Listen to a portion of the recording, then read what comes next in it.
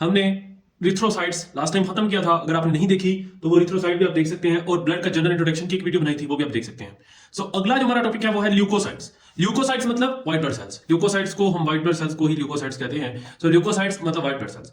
तो white blood cells leukocytes जो होते हैं ये हमारे जैसे रिथ्रोसाइट्स से उसकी तरह ए न्यूक्लिएटेड नहीं होते, बल्कि इसके अंदर न्यूक्लियस होता है। इसके अंदर न्यूक्लियस होता है, और जो इमोबॉइड मूवमेंट की वजह से ये डायपेटिस या फिर इमोबॉइड मूवमेंट की वजह से ये इनकी मूवमेंट होती है। सो इमोबॉइड मूवमेंट होती है इनमें, मतलब इमोबॉइड मूवमेंट कैसे, अमीबा की तरह। जैसे एक अमीबा होता है, तो ये अमीबा अपनी कोई भी शेप चेंज करके कहीं से भी गुजर सकता है, तो व्हाइट ब्लड सेल्स भी अमीबॉइड मूवमेंट की वजह से कहीं से भी गुजर सकते हैं। तो आरबीसी से क्या होते हैं, लार्जर होते हैं। फॉर एग्जांपल आपका जो आरबीसी होता है वो होता है 7.5 माइक्रोमीटर का, और ये आपका राउंड अबाउट कितना बन जाएगा, ये तकरीबन मिनिमम भी 100 माइक्रोमीटर होगा, और मैक्सिमम ये 20 माइक्रोमीटर तक हो सकता है। ठीक है ठीक।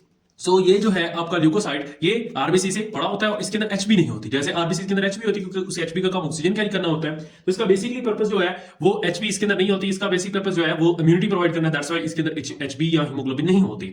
सो अगर इसके अंदर एचबी नहीं है तो इसका फंक्शन क्या हुआ, इसका फंक्शन होता है माइक्रो ऑर्गेनिजम्स और फॉरेन प्रोटीन के अगेंस्ट ये काम करता है। मतलब क्या कहने का कि आपके जो माइक्रो ऑर्गेनिज्म है, वायरस बैक्टीरिया वगैरह, उसको ये उसके अगेंस्ट डिफेंस देता है और फॉरेन पार्टिकल्स को रिमूव करता है। और ये हमेशा याद रखें, ये कनेक्टिव टिश्यूज में होता है, ये कनेक्टिव टिश्यूज में हो पाया जाता है व्हाइट ब्लड सेल्स ज्यादातर। मतलब ये ब्लड में व्हाइट ब्लड सेल्स नहीं होते। मतलब अगर किसी ल्यूकोसाइट ने व्हाइट ब्लड सेल्स ने फंक्शन करना है तो आरबीसी की तरह ये इनको जो है आपके उसके अंदर नहीं रहना पड़ेगा ब्लड के अंदर, बल्कि ये किधर आ जाएंगे, ये बाहर आ जाएंगे किसमें, कनेक्टिव टिश्यूज में। तो इनका फंक्शन जो होता है वो बेसिकली कनेक्टिव टिश्यूज में होता है।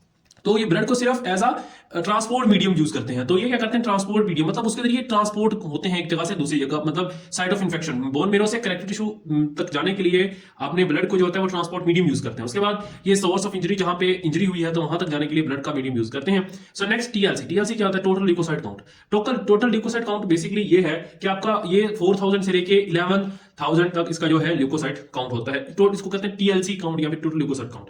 तो अगर 4000 से कम है तो इसको कहेंगे ल्यूकोपीनिया। अगर 4000 से कम है तो दिस इज कॉल्ड ल्यूकोपीनिया, और अगर वो 11,000 से भी ज्यादा है तो दिस इज कॉल्ड ल्यूकोसाइटोसिस।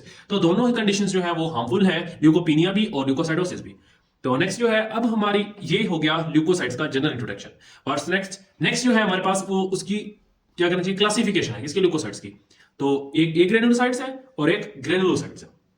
तो हमारे पास जो ग्रेनुलोसाइट्स और एक ग्रेनुलोसाइट्स होते हैं उसको हम क्या करते हैं, जीरोफिलिक स्टेन देते हैं। उस जीरोफिलिक स्टेन की वो जीरोफिलिक स्टेन आपको क्या बताता है, वो बेसिकली लाइसोसोम्स बताता है। तो आपको क्या किया जाता है कि इजोफिलिक स्टेन क्या होता है कि आपको लाइसोसोम्स के बारे में इंफॉर्मेशन देता है। मतलब जहां जहां लाइसोसोम्स होगा तो लाइसोसोम बेसिक इन नेचर होते हैं, तो इजोफिलिक जो होता है वो आपको क्या देता है कि उसको वो जगह आपको किस तरह की नजर आती है, वो पिंक कलर की या फिर ब्लू कलर की। तो बेसिकली आपके दो टाइप्स के सेल्स होते हैं, ग्रेनुलोसाइट्स और ए ग्रेनुलोसाइट्स। तो ए ग्रेनुलोसाइट्स में क्या होता है, इजोफिलिक स्टेन होता है, और वो इजोफिलिक स्टेन आपको बताता है लाइसोसोम्स के बारे में, बताता है। तो अब हमारी जो क्लासिफिकेशन है वो है इसकी ग्रेनुलोसाइट्स की। तो अगर हम इसकी ग्रेनुलोसाइट्स की या फिर स्टेनिंग प्रॉपर्टी की बेस पे इसको क्लासिफाई करें तो वो हमारे पास बनता है बेसोफिलिक, योसिनोफिलिक और न्यूट्रोफिल।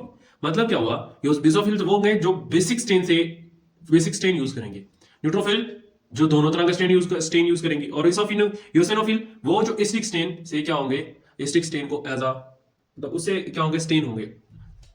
तो अब हमें स्टेनिंग की वजह से हम इसको तीन तरीके से क्लासिफाई कर सकते हैं, बेसोफिलिक, यूसिनोफिलिक और न्यूट्रोफिल्स। बेसोफिल्स, यूसिनोफिल्स और न्यूट्रोफिल्स। सो बेसोफिल्स होते हैं वो बेसिक स्टेन लेते हैं, मतलब ये बेसिक स्टेन लेते हैं, मतलब, और जो यूसिनोफिल्स हैं वो एसिडिक स्टेन लेते हैं, और जो न्यूट्रोफिल्स होते हैं वो एसिडिक प्लस बेसिक दोनों स्टेन लेते हैं, एसिडिक प्लस बेसिक दोनों स्टेन लेते हैं, तो that's why it called neutrophils.